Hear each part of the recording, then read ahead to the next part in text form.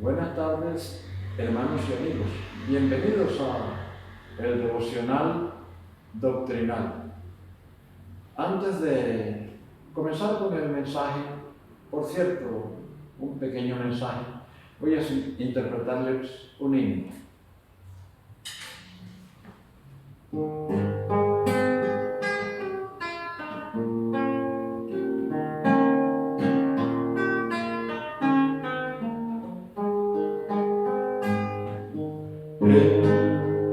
Tinieblas me encontraba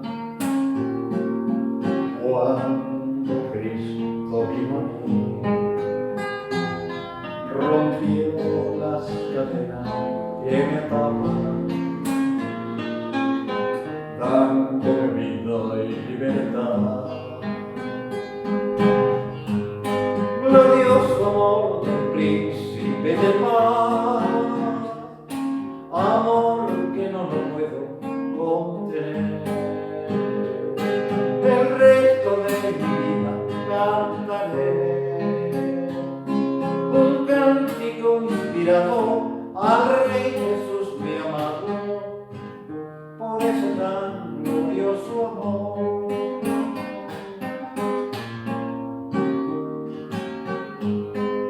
Oh, bondad tan infinita, Jesús nació en un pesebre. Señor del cielo, qué grandeza, al pecador vino a salvar.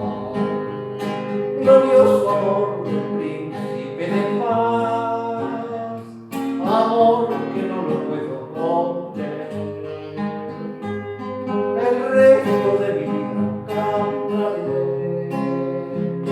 un cántico inspirado al Rey Jesús mi amado, por ese tan glorioso amor.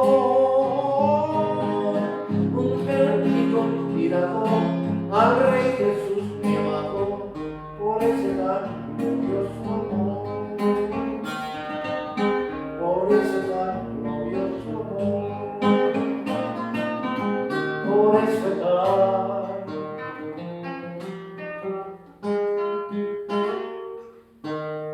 glorioso amor.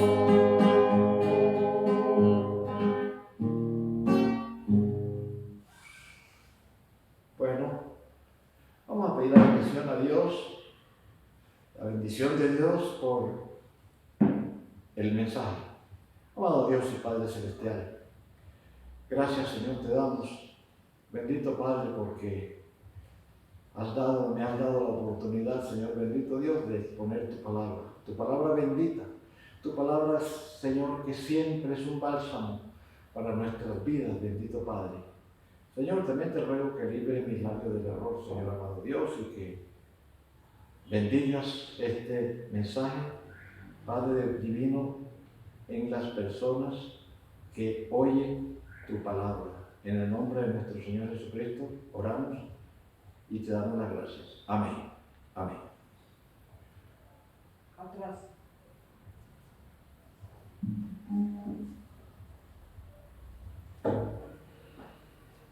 Bueno, el título del mensaje es la oración sacerdotal. Ese es el título del mensaje. El punto número 1 del mensaje es el último informe. Y el punto número 2 es glorifica mi Señor. Bueno, y el texto áureo se encuentra en el Evangelio según San Juan, capítulo 17, versículos 1 al 3. O sea, 3 versículos nomás. El 1, el 2 y el 3. Entonces, habiendo hablado Jesús de estas cosas, levantando sus ojos al cielo, dijo: Padre, la hora ha llegado. Glorifica a tu Hijo, para que también tu Hijo te glorifique a ti. Como le has dado potestad sobre toda carne para que dé vida eterna a los que le diste. Y esta es la vida eterna, que te conozcan a ti, al único Dios verdadero, y a Jesucristo, a quien has enviado. Bueno, entonces, habiendo hablado Jesús de estas cosas, dice, ¿no? El primer versículo, ¿verdad? Habiendo hablado Jesús de estas cosas. ¿Cuáles cosas? Las cosas que habló desde el capítulo 14 hasta el capítulo 16. Las habló para sus discípulos. Incluso esto fue de noche, después que se terminó la cena. Porque la cena, la última cena que el Señor tomó con sus discípulos acá en este planeta, está registrada en el capítulo 13. Incluso Él dijo, un nuevo mandamiento os doy, que os améis los unos a los otros, así como yo os he amado, que os améis también los unos a los otros. En esto conocerán todos que sois mis discípulos, si tuvierais amor los unos con los otros. Bueno, después de esto Él siguió su sermón. O sea, las palabras que habló entre el capítulo 14 al 16, esto es lo que se registra. A ver, lo que toma referencia, porque dice, habiendo hablado Jesús de estas cosas, estas son las cosas. Habiendo hablado Jesús de estas cosas, levantando los ojos al cielo, dijo, Padre, la hora ha llegado. ¿Recuerdan que el Señor Jesucristo le dijo a María, cuando María le dijo, no tienen vino en las bodas de Caná? María dijo, no tienen vino, le dijo a él. Y él le dijo, ¿qué tengo contigo, mujer? Aún no ha llegado mi hora. A ver, ¿cuál era la hora en la cual se refirió el Señor Jesucristo? Esta hora. Esta hora. La hora en que ya iba a ser crucificado. Pero antes de ser crucificado iba a ser maltratado, torturado. Porque hay que ver la tortura que le dieron. Los golpes que le dieron en el rostro. La corona de espinas que pusieron en su cabeza. Además de eso, le dieron 39 latigazos. Que yo no creo que sean 39. Para mí que se ensañaron y le dieron más de 39. Ahí en ese sentido ellos violaron la ley. Además era un juicio injusto. ¿Por qué? Porque era de noche. Y en la ley de los israelitas, en la ley mosaica, no se permitía juzgar a nadie de noche, llamarlo a juicio. Bueno, pero él, sabiendo que la hora había llegado, le dio un informe al Padre. Padre, la hora ha llegado. Glorifica a tu Hijo, para que también tu Hijo te glorifique a ti. Como le has dado potestad sobre toda carne. A ver, ¿por qué potestad sobre toda carne? Porque el Señor Jesucristo es el Creador. El Señor Jesucristo, el Hijo de Dios, el Señor Jesucristo, digamos la segunda persona de la Trinidad, aunque todas tienen igual importancia. El Padre, el Hijo y el Espíritu Santo son tres personas distintas y es un solo Dios verdadero. O sea, la deidad, la esencia del Padre estaba en el Padre, en el Hijo y en el Espíritu Santo. Entonces, el Señor Jesucristo fue el que creó. A ver, ¿por qué?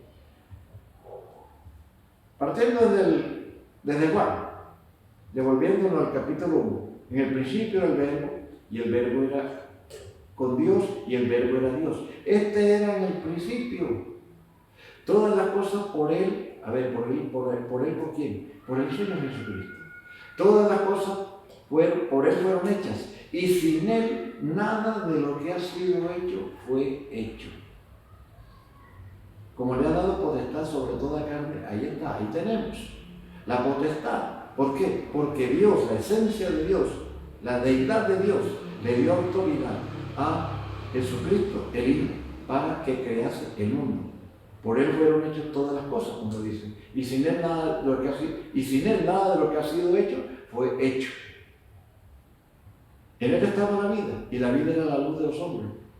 Pero los hombres amaron más las tinieblas que la luz, porque sus obras eran malas. Ahí vemos las obras malas cuando crucificaron al Señor Jesucristo.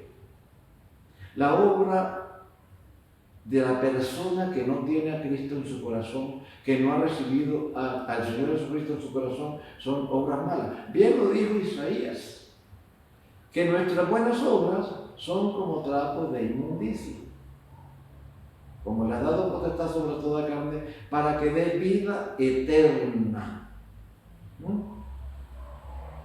Ahí volvemos al versículo que todos lo sabemos. Porque de tal manera amó Dios al mundo, que ha dado a su Hijo unigénito, para que todo aquel que en Él cree no se pierda, mas tenga vida eterna. Ahí está. Como le has dado potestad sobre toda carne, para que dé vida eterna, para que dé vida eterna a los que le diste.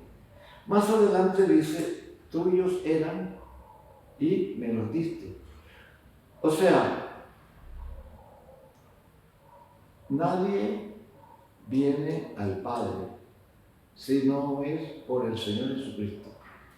Nadie viene al Padre si no es por el Señor Jesucristo. El Señor Jesucristo también vino a buscar y a salvar lo que se había perdido. Bueno, y esta es la vida eterna. Continúa diciendo el versículo 3. Y esta es la vida eterna, que te conozcan a ti, al único Dios verdadero. Ahí está lo que habíamos dicho. 3 personas diferentes, distintas, y un solo Dios verdadero. Para que te conozcan a ti, al único Dios verdadero, y a Jesucristo, a quien has enviado. Cuando uno va a evangelizar, si uno llegase a preguntarle a las personas, mire, ¿usted cree en Dios? Todos dicen sí, yo creo en Dios. Pero cuando ya uno les empieza a hablar del Hijo, ahí ya se sienten molestos.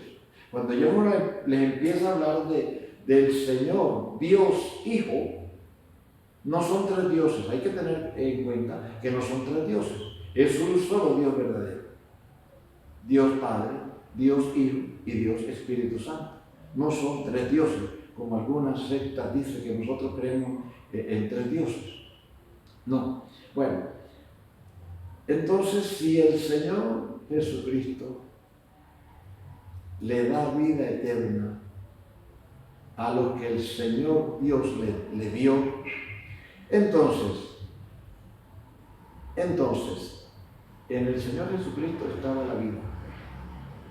En el Señor Jesucristo es que nosotros debemos poner la confianza. En el Señor Jesucristo es donde nosotros debemos de poner la fe salvífica, la fe que salva, porque por gracia soy salvo, dice Santiago 2:8, porque por gracia soy salvo y por medio de la fe, y esto no de vosotros, pues es don de Dios, no por obras, para que nadie se gloríe. Entonces, si nosotros ponemos nuestra confianza en nuestro Señor Jesucristo, si somos creyentes, tenemos comunión con Cristo. Si somos creyentes, tenemos comunión con Cristo. Y el que no es creyente, ojalá reconozca que es pecador, reconozca el sacrificio que hizo Cristo en la cruz del Calvario por el mundo y que se arrepienta, que le pida perdón al Señor Jesucristo para que lo salve del pecado. Ahora, cuando el Señor Jesucristo pronunció esta oración sacerdotal, ahí estaba dando el Señor Jesucristo su último informe. Ahora una pregunta y va dirigida al creyente. Hermano, ¿cuál es el último informe que usted le va a dar al Señor cuando usted esté en su lecho de muerte? ¿Cuál es el último informe que le va a dar? Usted le va a decir, yo estuve hablándole a otras personas del Señor Jesucristo. Yo estuve evangelizando.